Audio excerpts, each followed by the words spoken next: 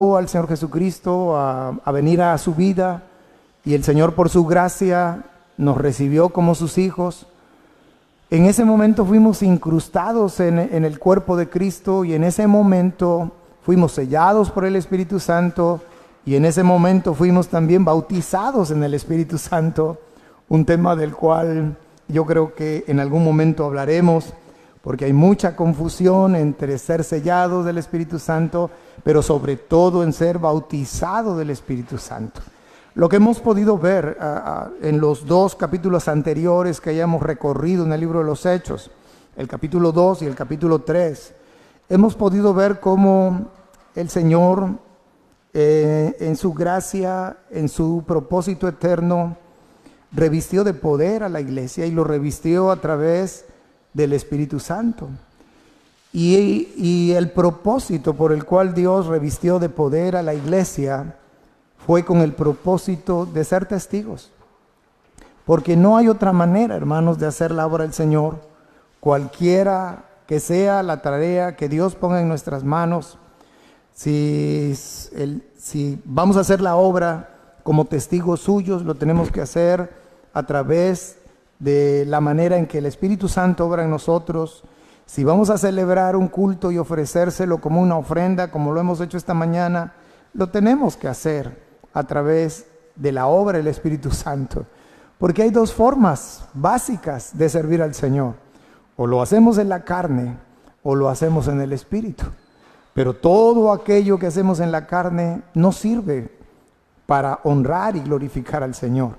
A lo mejor sirva para agradar a los oyentes, para causar algo, una sensación satisfactoria a aquel que lleva a cabo la tarea.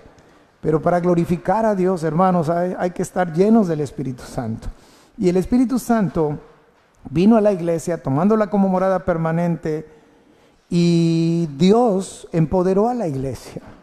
Y vemos el caso de Pedro, al cual los capítulos 2 y 3 frecuentemente están mencionando, porque es Pedro, digamos, el instrumento en las manos del protagonista, que es el Espíritu Santo. No es Pedro el protagonista, es el Espíritu Santo usando la vida de Pedro como un instrumento en sus manos.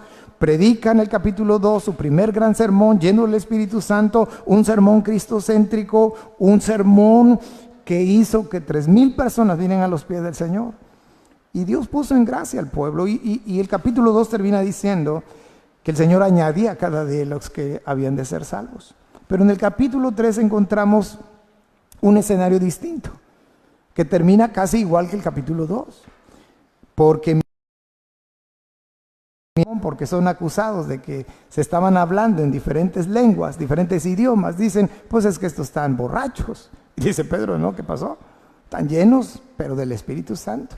Y el capítulo 3 es distinto, porque Dios obra un milagro, da una señal, una vez más, de cómo es su iglesia. Ha sido revestida del poder del Espíritu Santo. Pedro y Juan suben en la hora de la oración, ingresando por la puerta llamada la Hermosa, y se encuentran a un hombre cojo de nacimiento. Aquel hombre espera recibir algunas monedas, y lo que recibe es mucho mejor que lo que él estaba esperando. Recibe su salud, y el hombre, lo que me llama poderosamente la atención es como aquel hombre, lejos de ir con su familia a darle las buenas nuevas que ha sido sanado, va al templo a alabar y glorificar a Dios, va a dar testimonio de lo que Dios ha hecho en su vida. Y es la oportunidad que Pedro aprovecha para predicar ese segundo gran sermón que estuvimos viendo la semana pasada. Hoy llegamos aquí al capítulo 4, y el tema de esta predicación, de este mensaje, se llama el inicio de la persecución. Nosotros sabemos, hermanos, que la verdadera iglesia del Señor siempre ha sido perseguida, siempre. Pero a veces, a los que Dios nos da la oportunidad de enseñar o predicar su palabra, pocas veces hacemos énfasis cuando podemos decir que oficialmente inició la persecución a la iglesia. Y es en el capítulo 4, y este dato, para los que toman nota, me gustaría que ahí lo tuvieran a la mano, que lo tuvieran en su mente, así fresco. Pero en el capítulo 4 es cuando da inicio la persecución a la iglesia. Y esa persecución, hermanos, se ha prolongado por 21 siglos hasta el día de hoy. La iglesia hasta... Entonces, obviamente a lo largo de los siglos lo que ha cambiado es la manera como la iglesia ha sido perseguida. Y vean ustedes, hermanos, hay algo digno de considerar, porque vemos en el libro de los Hechos los primeros 30 años de la vida de la iglesia y vemos persecución, vemos asolamiento, vemos encarcelamientos, vemos azotes, vemos derramamiento de sangre, o sea, manifestándose de manera diferente la persecución a la iglesia. Pero hay algo, hermanos, porque hay algo que quiero comentarles, que apenas esta semana, como decimos coloquialmente, me cayó el 20. Porque decimos, por ejemplo, fulano de tal persiguió a la iglesia. Pero en realidad, hermanos, quien persigue a la iglesia, persigue a Cristo. ¿Sí me explico? O sea, la iglesia es perseguida, pero en realidad no nos están persiguiendo a nosotros. Al que persiguen es a Cristo. Y en realidad la persecución hacia Cristo empieza desde el mismo inicio del relato bíblico. Por esa lucha encarnizada entre las dos simientes, etc. Es otro tema. Entonces aquí, hermanos, en Hechos, porque para todo hay que tener un sustento bíblico. Y cuando yo creo algo, yo les digo, hermanos, la Biblia no lo dice, pero yo creo, yo pienso, a veces soy atrevido. Pero aquí este asunto, vayamos a un ejemplo bíblico, cuando Saulo perseguía a la iglesia, Hechos capítulo 9, versículo 4. Vamos a ir específicamente al versículo 4, para ya adentrarnos al análisis de estos versículos del capítulo 4 del libro de los Hechos. Y dice el versículo 4 del capítulo 9 del libro de los Hechos: y cayendo en tierra oyó una voz que le decía, Saulo, Saulo. ¿Y cuál es la pregunta? Oigan, el Señor Jesucristo ya estaba a la diestra del Padre Celestial, ya estaba sentado, ya había sido recibido en gloria, se habían abierto las puertas de los cielos. Y el Señor dice, si vamos al capítulo 7, vamos sobre todo al capítulo 8 del libro de los Hechos, para que vean, contrasten ustedes una cosa con otra. Dice, y Saulo, 8:1 dice, y Saulo consentía en su muerte. Y vean el énfasis. En aquel día hubo una gran persecución contra la iglesia que estaba ¿dónde? En Jerusalén, y todos fueron esparcidos por las tierras de Judea y Samaria, salvo... En esa persecución, en esa meta que tenía Saulo, siguiente capítulo 9, tiene su encuentro personal con el Señor Jesucristo, y el Señor Jesucristo no le dice, ¿por qué persigues a mi iglesia? ¿Sí me explico? ¿Por qué me persigues? Y en base a esta enseñanza, es que me atrevo a afirmar lo que dije anteriormente. Quien persigue a la iglesia, persigue a Cristo. Porque la iglesia es el cuerpo de Cristo y Cristo es a su vez la cabeza de la iglesia. Ahora, así como el capítulo 4, hoy quizás no predique tanto, a lo mejor hoy enseñe más, pero así como en el capítulo 4 es el inicio de la persecución de la iglesia, el capítulo 4, hermanos, de alguna manera es algo que el Señor, para lo cual había preparado ya la iglesia. Los hermanos que conformaban la iglesia de Jerusalén en aquel momento, debieron haber tenido presente que el Señor Jesucristo en algún momento les enseñó que serían perseguidos. Y quiero que vayamos a ese pasaje, al Evangelio de Juan. Es importante, hermanos, tratar de armonizar las Escrituras y encontrarle sentido a lo que vamos a analizar. Y dice el Evangelio de Juan, capítulo 15, Evangelio de Juan, capítulo 15, verso 20, dice de la siguiente manera, Juan 15, 20 dice, acordaos de la palabra que yo os he dicho. O sea, no es la primera vez que el Señor Jesucristo le está enseñando a su iglesia lo siguiente: acordaos de la palabra que yo os he dicho, el siervo no es mayor que su señor. Si a mí me han, ¿qué? Si a mí me han perseguido, también a vosotros os perseguirán. Si han guardado mi palabra, también guardarán la vuestra. Mas todo esto os harán, ¿por causa de qué? De mi nombre, porque no conocen al que me ha enviado. Si yo no hubiera venido, ni les hubiera hablado, no tendrían pecado. Pero ahora no tienen excusa por su pecado. El que me aborrece a mí, también a mi Padre aborrece.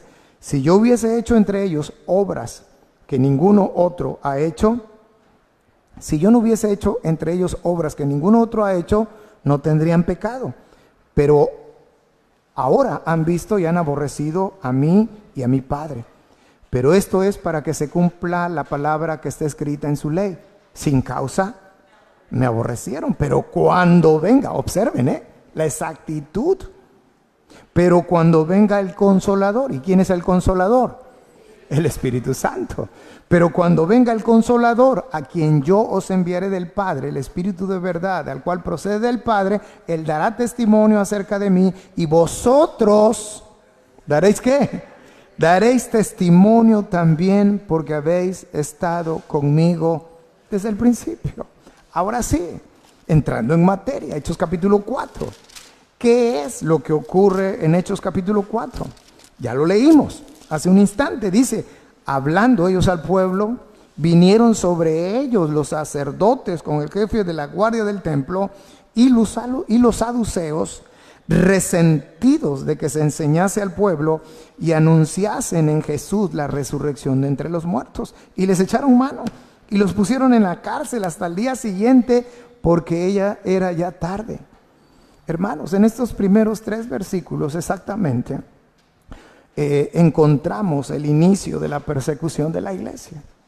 Ahora, en muchas otras ocasiones yo les he compartido, cuando hemos pasado por allá del capítulo 8 del Evangelio de Juan, hemos visto cómo Dios nos habla a través de su palabra que hay 2 grandes familias: la familia de Dios y la familia del diablo. Pero no solamente existen 2 grandes familias, también existen 2 grandes reinos, y donde cada reino tiene su rey.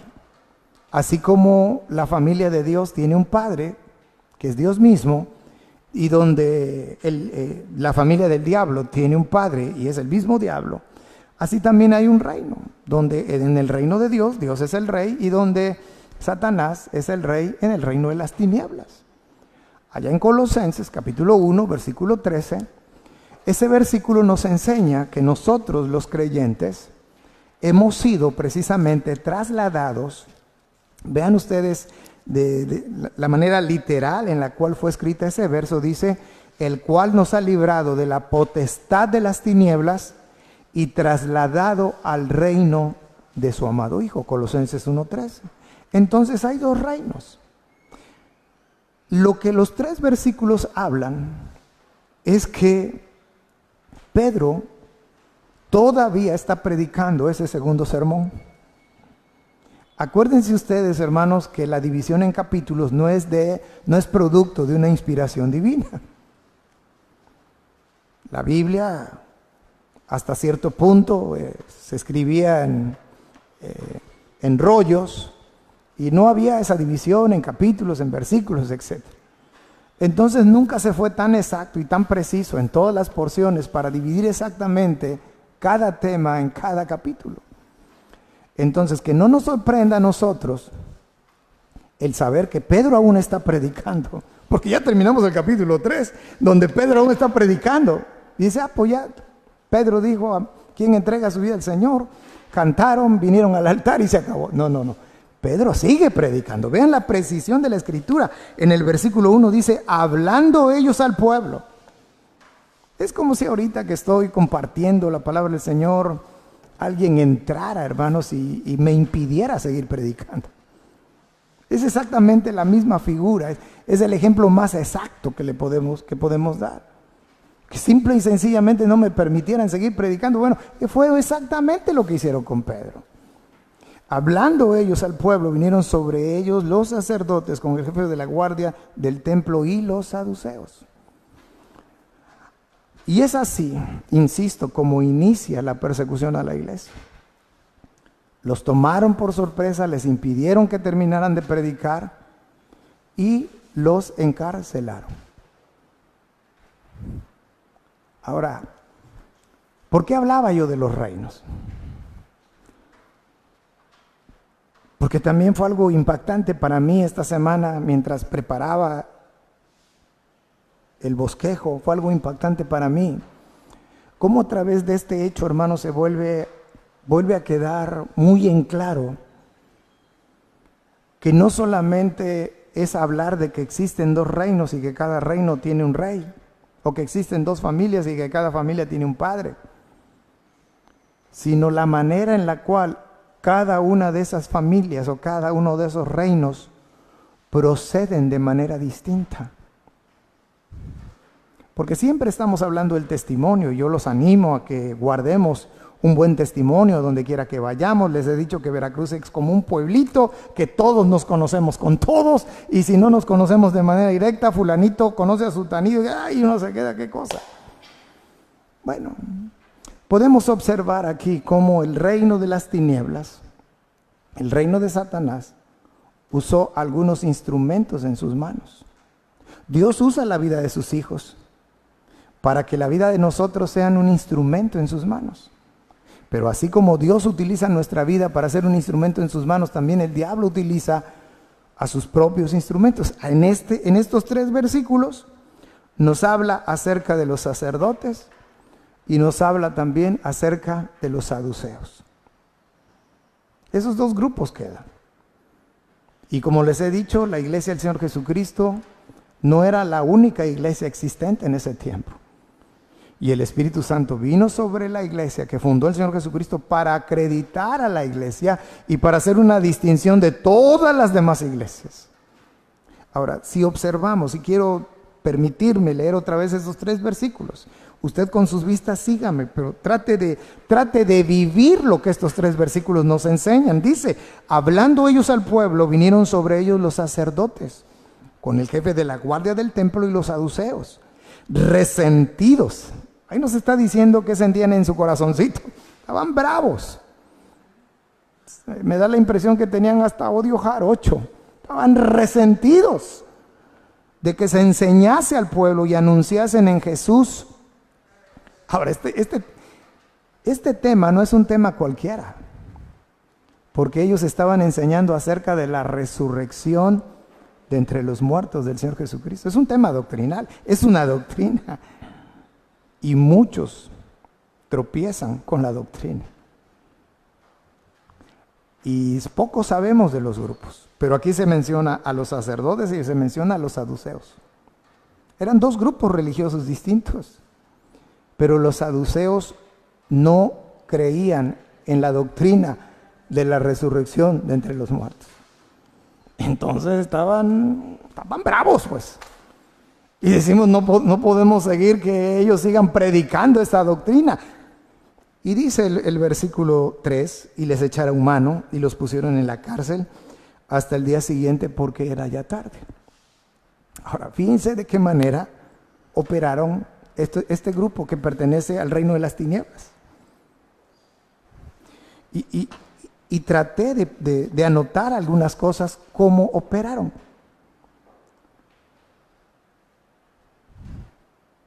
Operaron con prepotencia, porque les dije que Pedro, bueno, no les dije yo, la Biblia dice, hablando ellos al pueblo, o sea, ellos seguían predicando,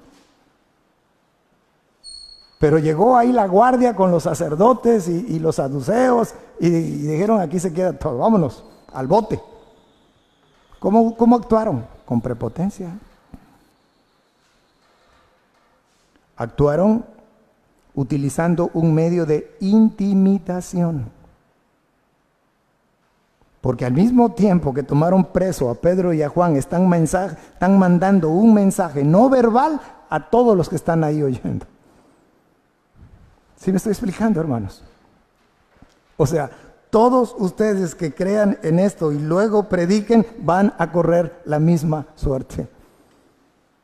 Actuaron con prepotencia, actuaron con intimidación. Dice el versículo 3 que los echaron en la cárcel hasta el día siguiente porque ya era tarde. ¿Qué tan tarde sería? Pero ¿saben qué dio paso a que los metieran en la cárcel hasta el siguiente día y porque ya era tarde? Dio paso al influyentismo. ¿Quiénes estaban ahí en esa turba? Pues los líderes religiosos de esa época, hermanos. ¿Ustedes creen que no les dio tiempo a echarse una llamadita, echarse un WhatsApp y decirles, oye, o por Messenger, ¿verdad? En privado, para que nadie se entere. Oye, ya agarramos a Pedro y Juan, ¿qué vamos a hacer con ellos? No, pues mira, yo los voy a acusar, tú admites esta prueba, tú sobornas a fulano, tú a sutano, ahí nos echamos la mano entre todos. ¿Ustedes creen que no hubo influyentismo? Por supuesto que sí. Así que actuaron con prepotencia, actuaron con intimidación, echaron mano del influyentismo, de la política, ya iba a decir un adjetivo, de la política, lo voy a dejar así, del dinero, porque era gente con dinero, había recursos para comprar lo que fuese necesario. Pero ocurre algo. Yo vuelvo a insistir y por eso estoy tratando de hablar pausadamente. A veces mi tentación al pararme aquí es hablar y hablar y hablar. Hoy quiero que se comprenda esto. Hoy quiero darme la oportunidad de explicar mejor las cosas. Porque a veces me voy en deuda conmigo mismo y con el Señor sobre todas las cosas. Pero vean, hermanos, así actuaron la gente que pertenece al reino. Pero leamos los siguientes versos. Ellos actuaron, como ya he dicho, prepotencia, etc. Encarcelaron a los apóstoles, pero hay algo que no pudieron evitar. Esa misma gente, por cierto, mató a Cristo. La mismita habían pasado 50, 60 días atrás, apenas. Lo he venido diciendo casi cada domingo. No crean que esto pasó años después, no.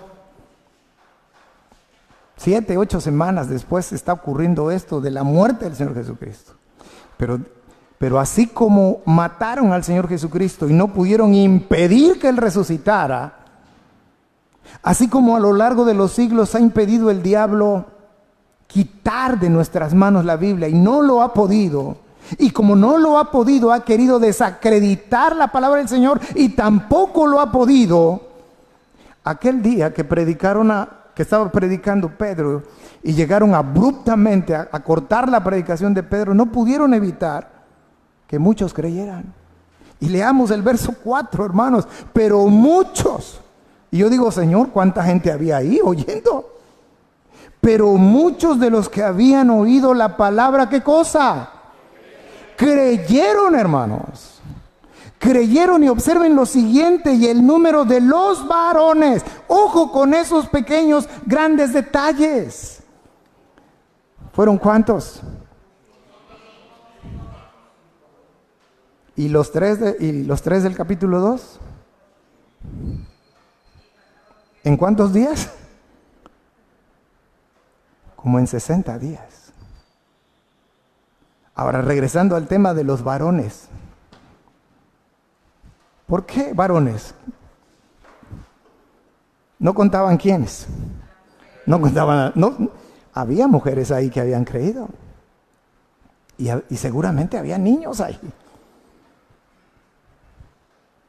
Solamente se contaron varones. Y varones fueron 5,000. 5 más 3 del capítulo 2 van 8. Más las mujeres que no fueron contadas en el capítulo 4. Ahí los dejo a la imaginación porque la Biblia no da el dato. Pero fácil ha de haber habido una iglesia como de 12,000 creyentes, 10,000 creyentes, 60 días después aproximadamente de que Cristo había sido crucificado. Versículo 5. Ya vimos cómo actúa el reino de las tinieblas, ahora vamos a ver qué es lo que pasa. Aconteció al día siguiente que se reunieron en Jerusalén los gobernantes, ven, bien, puro calibre pesado, ¿eh? Por eso hablé del influyentismo, por eso hablé de la política, por eso hablé del dinero.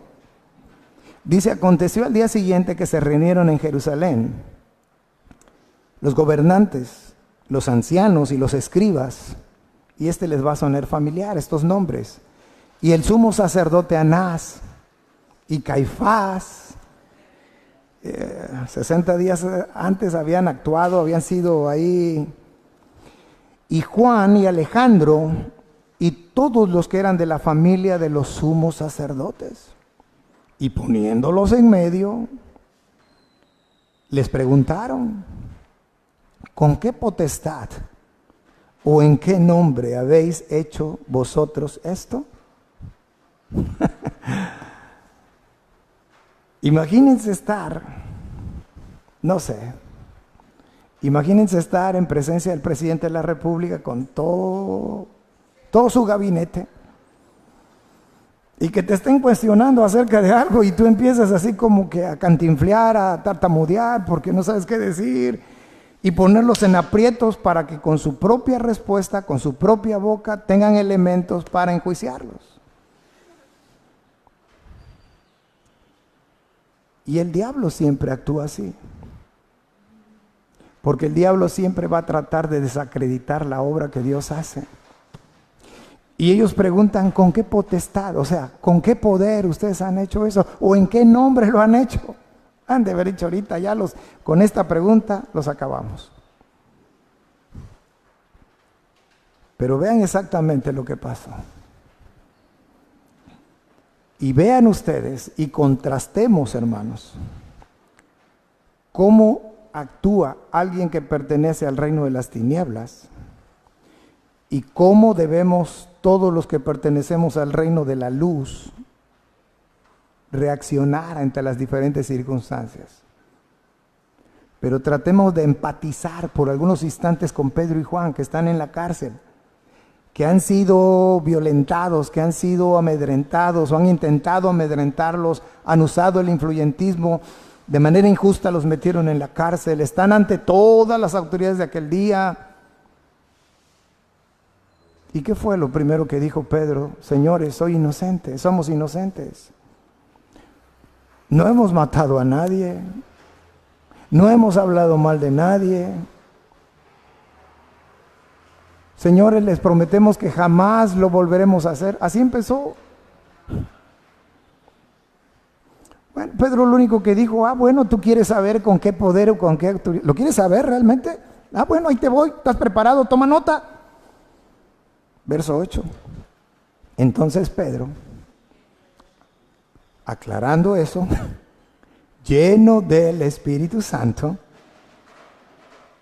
les dijo, gobernantes del pueblo y ancianos de Israel, puesto que hoy se nos interroga acerca del beneficio hecho a un hombre enfermo, de qué manera éste haya sido sanado, sea notorio a todos vosotros y a todo el pueblo de Israel. Aquí empieza la respuesta, aquí viene lo bueno, que en el nombre de Jesucristo de Nazaret, a quien vosotros crucificasteis y a quien Dios resucitó de los muertos, para que más nudos se le hicieran, y a quien Dios resucitó de los muertos, por él este hombre está en vuestra presencia sano. Este Jesús es la piedra reprobada por vosotros los edificadores, la cual ha venido a ser cabeza del ángulo. Y aquí es donde entra. Ese es el contexto de este famoso versículo que recitamos seguidamente. El verso 12 dice, y en ningún otro hay salvación, porque no hay otro nombre bajo del cielo dado a los hombres que podamos ser salvos. Han de haber dicho las autoridades, ¿para qué le pregunté? Queríamos acabarlos con la pregunta y resulta que nos acabó con la respuesta. ¡Pum, pum, pum! ¡Vámonos! Bueno, ¿quieres saber en qué nombre? ¿Quieres saber con qué poder? Ahí te voy. Es interesante ver, hermanos, ¿cómo no menciona que en el nombre de Jesús, porque ya lo hizo Pedro en el capítulo 2, le dice a aquella gente que estaba compungida de corazón, decimos, ¿qué hacemos?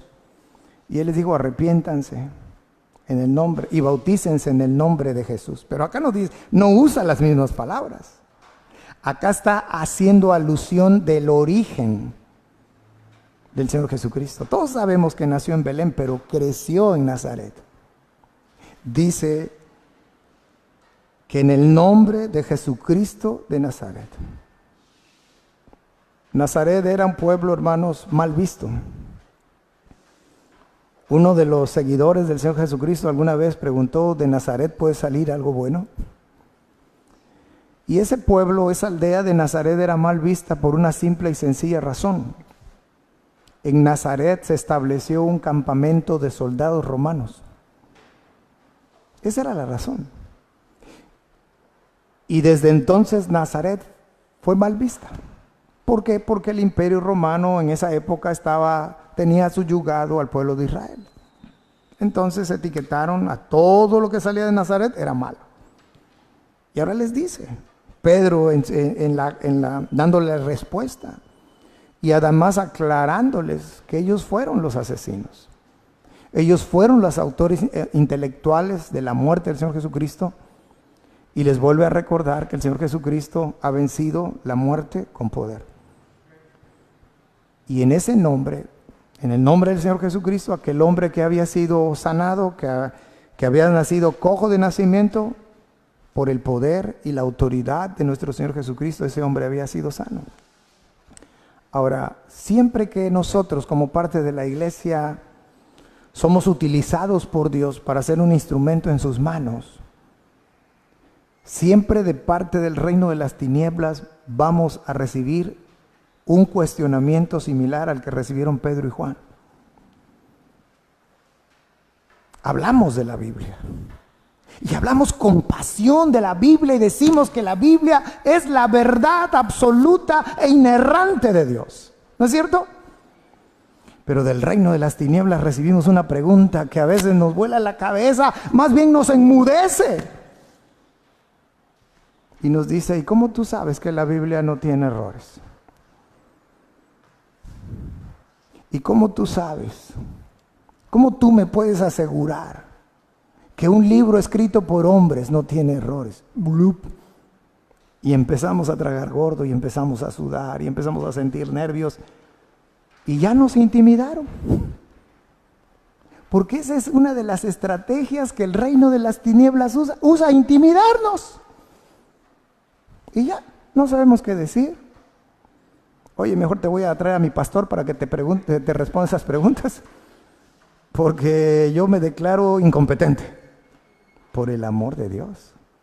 Entonces tú no has sido sellado por el Espíritu Santo, entonces tú no tienes convicción, entonces... Porque si quien le hace esa pregunta quiere saber cómo llegó la Biblia a nuestras manos, rápido. Estas cosas hay que tenerlas así, despalmaditas. Ahí les dejo una tarea. Hace muchos años, en miércoles, traje una serie de estudios cómo nos llegó la Biblia a las manos. Lo único que les voy a decir hoy es que este libro, hermanos, ha sido escrito con sangre. Punto. Y como esas preguntas, siempre el diablo está gruñendo, está bravo, diciendo cómo, y cuestionándonos. Por eso les decía yo la semana pasada que si no tenemos convicciones, pues no somos nada. No somos nada.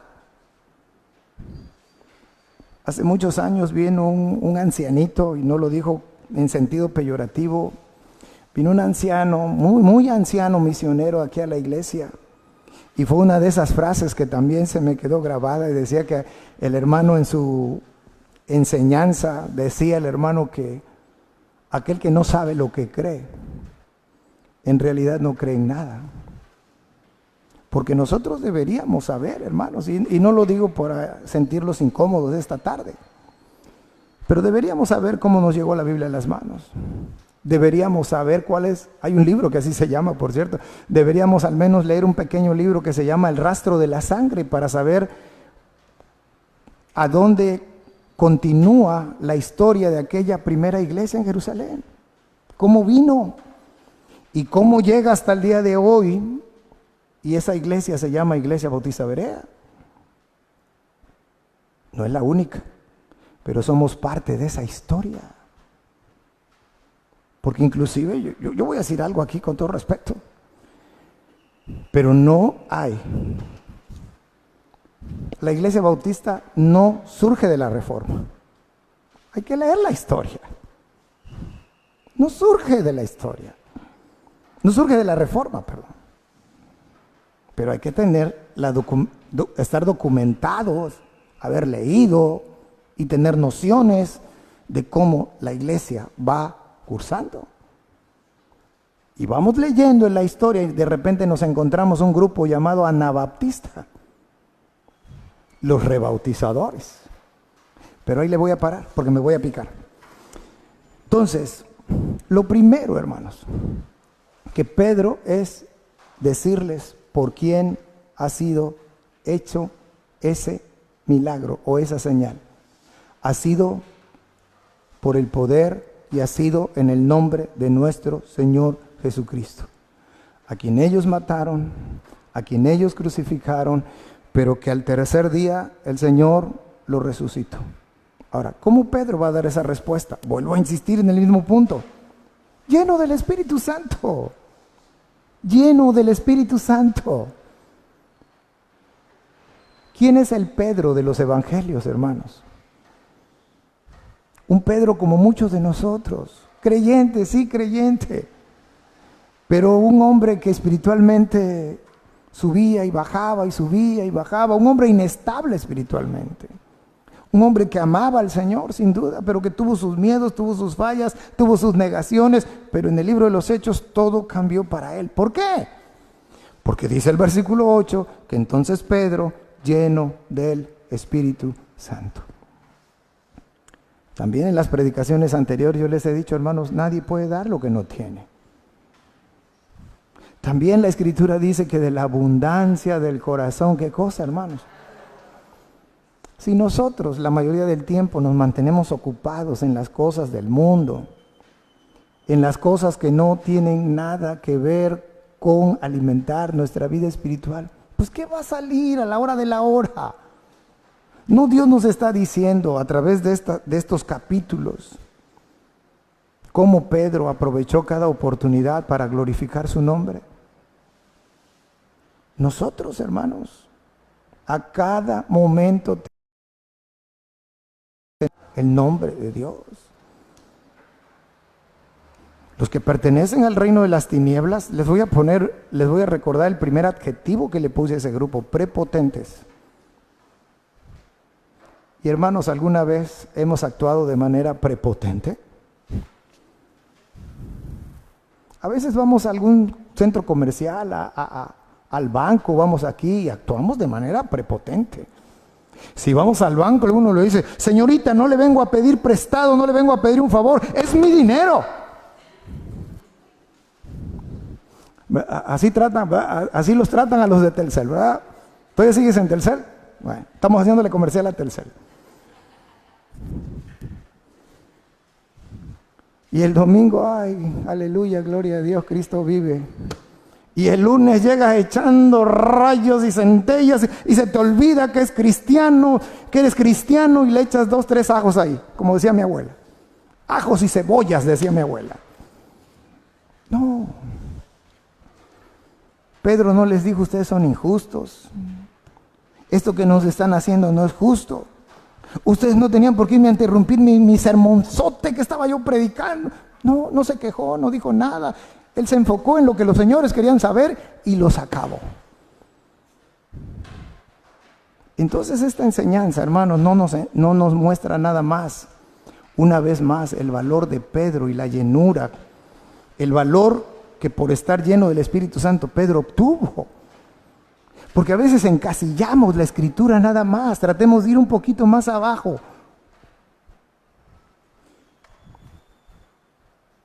y que nos haga meditar para nuestra vida diaria.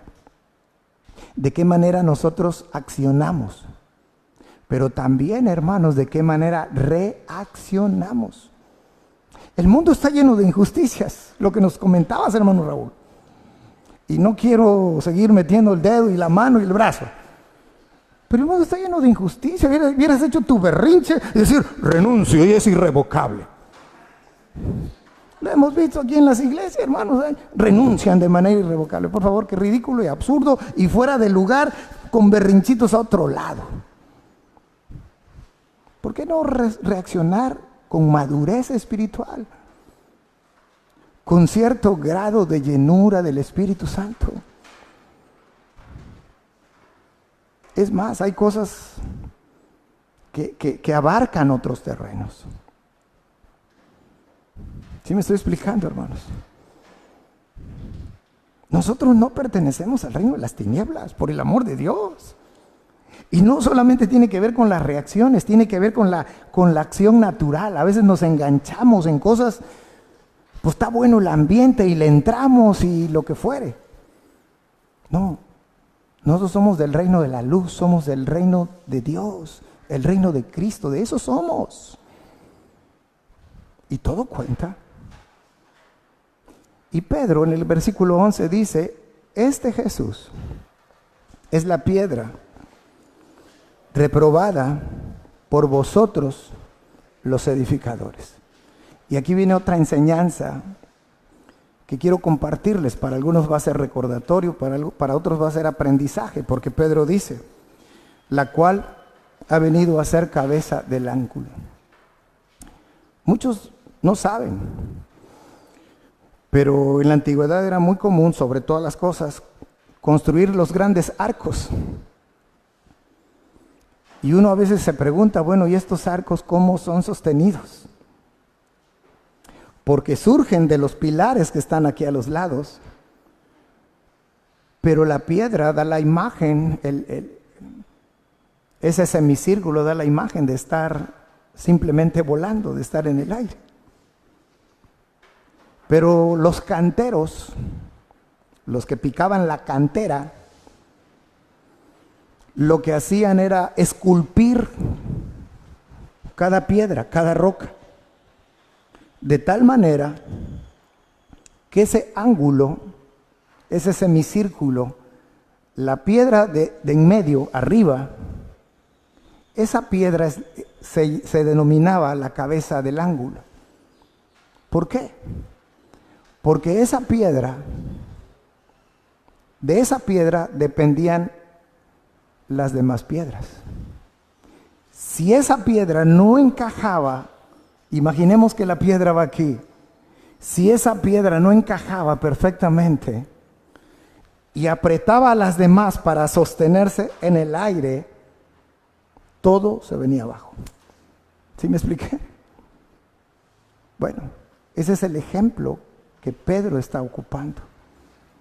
Ustedes están edificando, pero justamente ustedes que están edificando, ustedes han desechado la piedra más importante. A eso se refieren con la cabeza del ángulo. Porque si esa piedra no está, lo demás no está. Si Cristo no es la verdad, lo demás no es verdad. Si Cristo no es el camino, no hay un camino que nos lleve al Señor.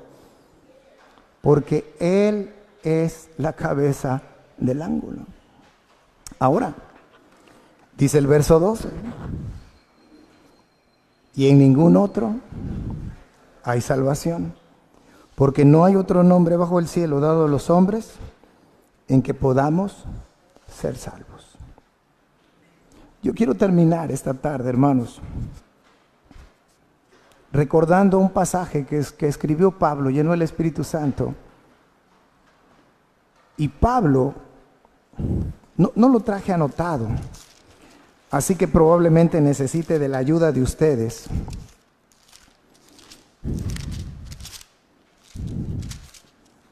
No, ya lo encontré. Segunda carta a los Corintios, capítulo 10.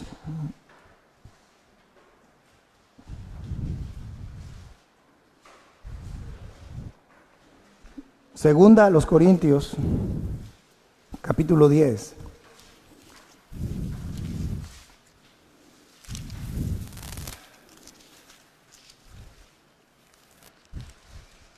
Y lo que quiero aquí, hermanos, es recordar, porque esto sí todos lo sabemos. Y quiero leer algunos versículos, empezando en el verso 1 para terminar probablemente en el verso 4. Dice: yo, Pablo, ruego por la mansedumbre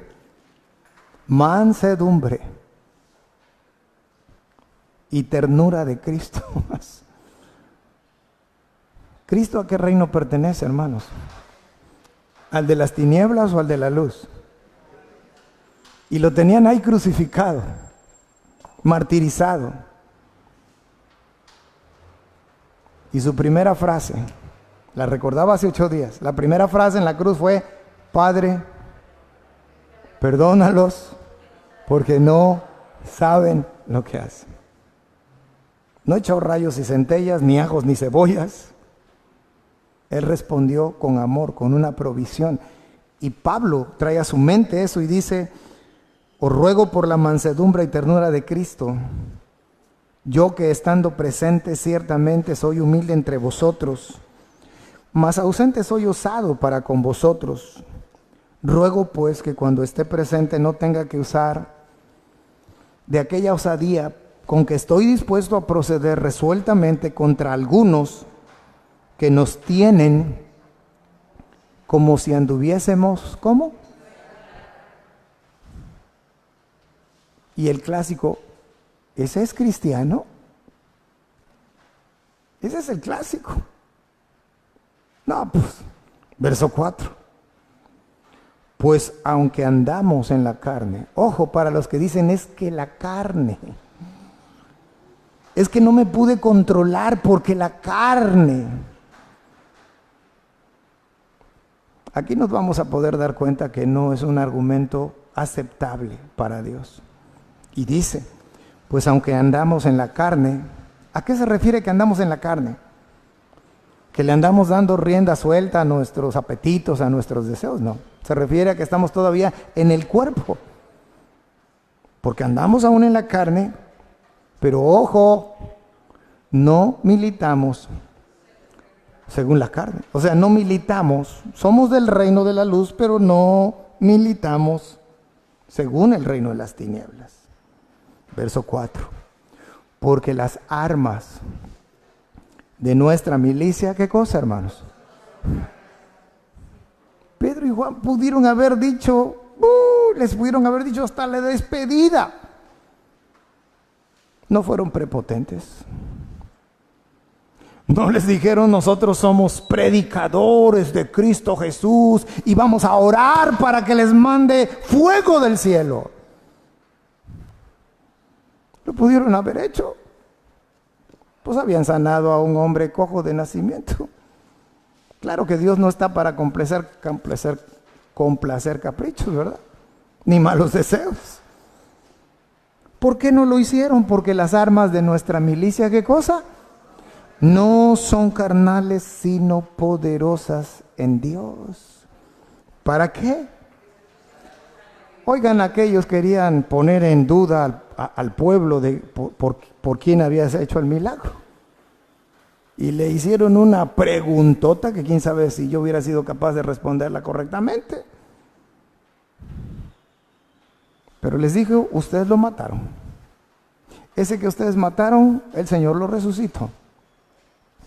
Y a ese que el Señor resucitó, en ese nombre y con ese poder, Él fue el que sanó a ese hombre cojo de nacimiento. Y en ese nombre resulta ser que Él es la piedra más importante de toda la edificación. Y viene el cerrojazo con broche de oro. Y no hay otro nombre dado a los hombres en que podamos ser salvos. No hay otro nombre, no hay otra persona, no hay otro sacrificio, no hay otra obra que se le ha dado al hombre en que podamos ser salvos. ¿Qué armas utilizó Pedro? Las espirituales. Y hermanos, si Pedro pudo, yo creo que usted y yo podemos. ¿Lo creen o no? Bueno, 2 o 3 sí lo creen. Los otros se lo están pensando. Mande, hermana.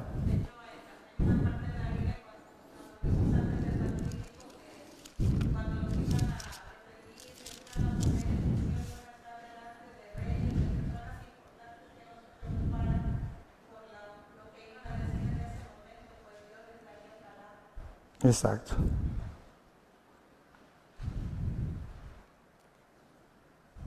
Exactamente. El Señor Jesucristo le dijo a sus discípulos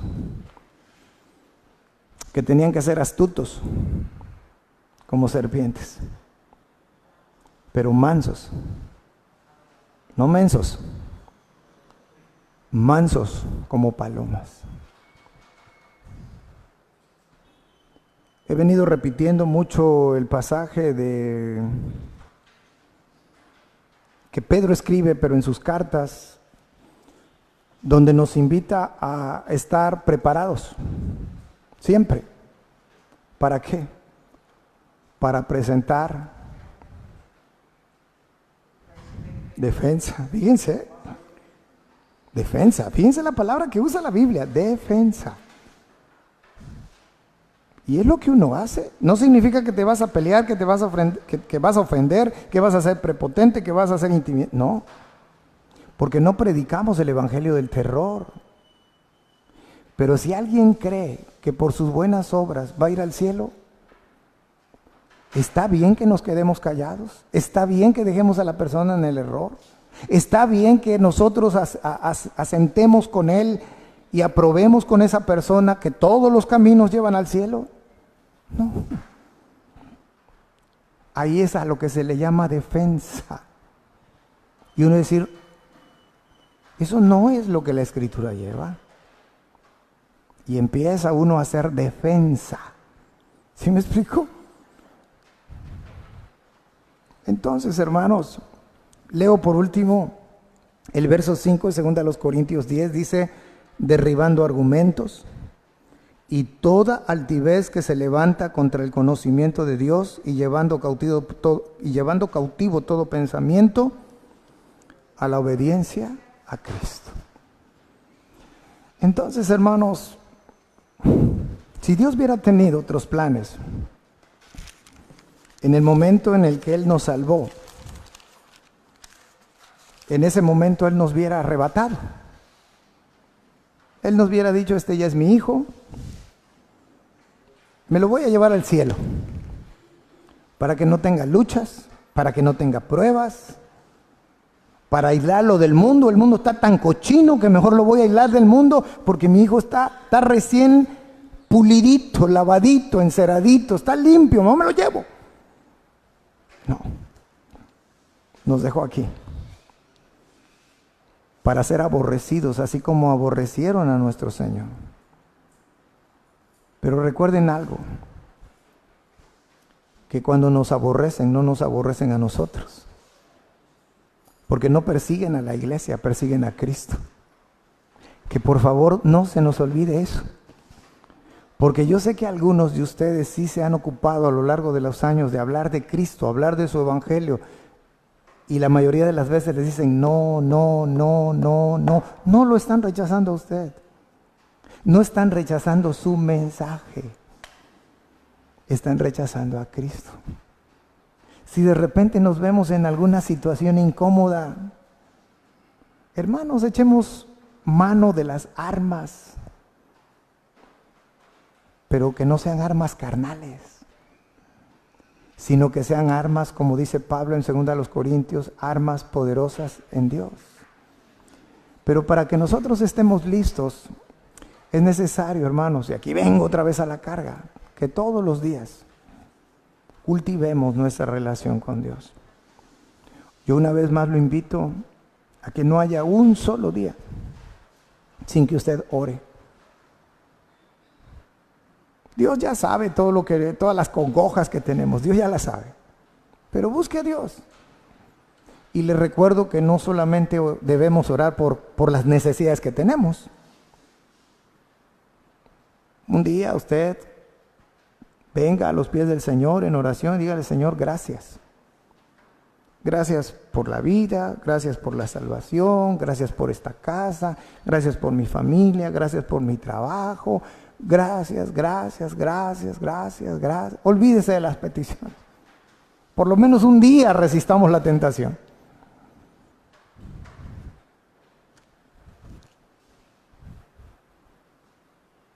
Pero busquémoslo todos los días. 66 libros para ser leídos. Como dicen los muchachos, no nos las acabamos. Porque aunque vengamos todos los días al mismo pasaje, Dios siempre tiene algo más profundo y nuevo que mostrarnos.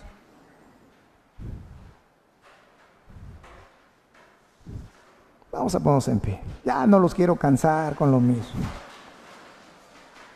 Pero por último les tengo algo reservado. No dejen su lugar en la iglesia. No lo dejen. La pregunta que yo me hago, no en juicio a nadie, Dios conoce mi corazón, pero ¿por qué deja su lugar en la iglesia?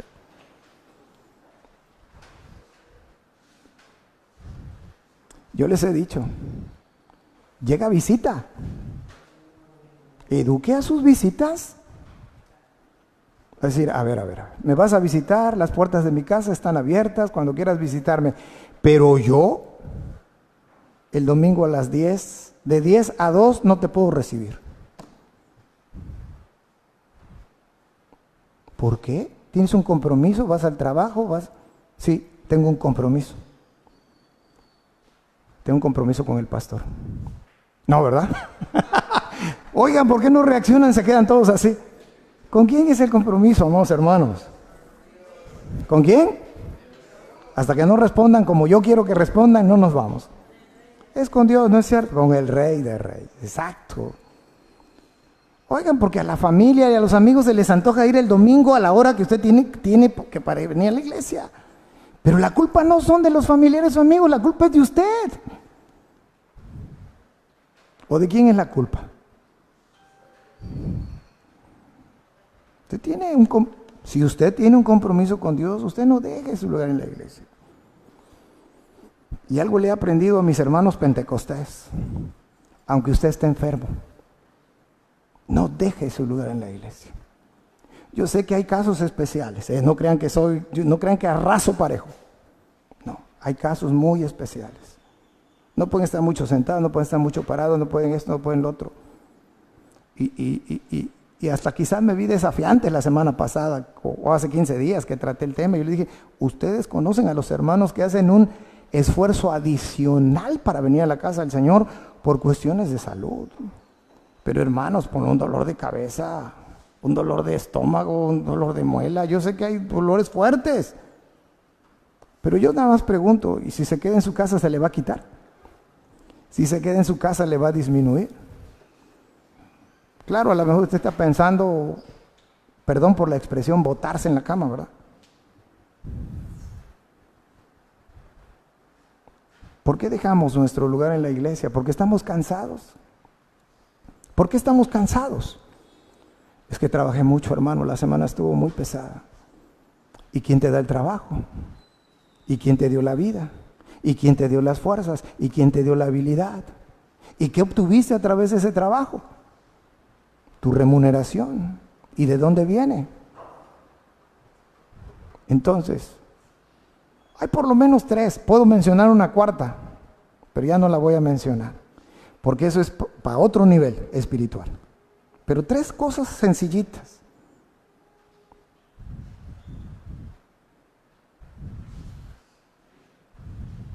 Orar, gracias Señor. Orar, que alguien diga algo por acá. Leer. ¿Y la tercera? Estar aquí. Esas 3 cosas. Porque esas 3 cosas son herramientas que Dios nos ha dejado para cultivar nuestra relación con Él, para ir menguando nuestra carne e ir dándole más control al Espíritu Santo. Porque a veces, hermanos, se nos pasan pensamientos así macabros, vamos a usar ese adjetivo. Es muy simple, porque tú alimentas más tu carne que tu espíritu. Si tú cultivaras más, si tú alimentaras más la parte espiritual de tu vida, esos pensamientos negativos o no edificantes o que no agradan al Señor no aparecerían con tanta frecuencia. Y es revisar ahí un poquito cómo pensamos, cómo actuamos, qué deseamos. Así que, hermanos, espero no cansarlos con lo mismo.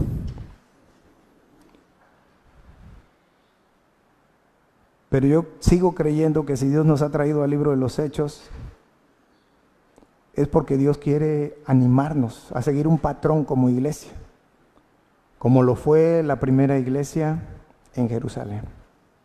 Que el Señor nos ayude. Porque yo dije hace un rato, son cosas sencillas, pero en realidad, cuando uno toma la decisión de agradar a Dios, va a haber luchas espirituales. Y esos familiares que les gusta llegar, o amigos a las 10 de la mañana, es parte de la lucha espiritual. Y si tú acostumbras a leer la Biblia en la noche, te acuestas cómodamente, pones tus 2 camas, tus 2 almohadas, de esas de pluma de ganso, bien suavecitas, agarras la Biblia y terminas así. No es clonazepam ni nada de la familia de los Cepam. No, la Biblia no es, la Biblia es la palabra de Dios. Ajá, toda esa enorme familia para dormir. Considéralo, hermanos. Considéralo. Oremos. Bendito y poderoso Señor que moras en los cielos, te damos gracias en esta tarde. Gracias por la oportunidad, por la bendición de estar reunidos aquí en tu casa. Yo no tengo palabras, Señor, para expresar todo lo que mi corazón siente. Pero hoy te alabo y te bendigo, Señor, y sé que no lo estoy haciendo solo.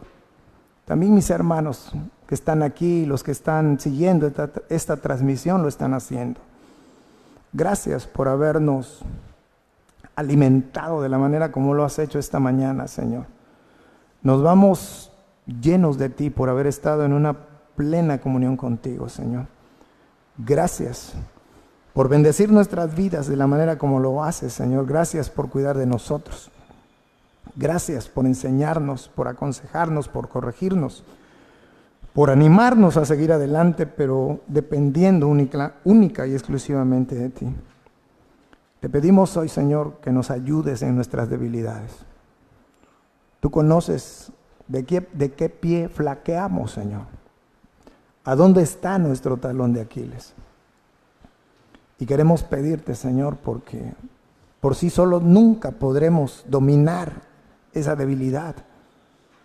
Pero, Señor, te suplicamos que así como un día nos rescataste, así también tú nos fortalezcas, Señor, para poder entregar en tus manos esas áreas grises de la cual todavía queremos tener el control nosotros, Señor. Y toma en tus manos toda necesidad. Estamos orando por todo, Señor, y tú conoces esas cosas a las cuales hago referencia. Y te pedimos por último, Señor, nos despidas en paz. Llévanos con tu bendición. Que tu buena mano nos lleve a donde quiera que nos dirijamos y que tu Santo Espíritu siga siendo nuestro Maestro por excelencia y aún dormido nos enseñe estas profundas verdades, Señor. Gracias, Padre, en el nombre que es sobre todo nombre, en el nombre de nuestro Señor Jesucristo. Amén. Hemos concluido, hermanos, que el Señor nos siga bendiciendo.